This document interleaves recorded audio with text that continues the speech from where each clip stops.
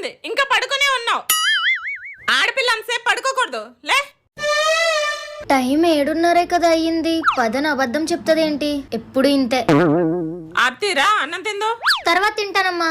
Time మధ్యాహ్నం 2 అవుతుంది, ఇంకెప్పుడు తింటావు? రా. 12:30 కదా అయ్యింది. 2 hours later. టైం ఎంత అవుతుంది? కార్తీక దీపం సీరియల్ చూడాలి. ప్రతిసారి మా అమ్మ నాకు టైం అబద్ధం చెప్తది కదా, ఇప్పుడు నేను కూడా చెప్తా. అమ్మా, టైం ఇంకా 5 అయ్యింది. ఇంకా 5 అవడం ఏంటి?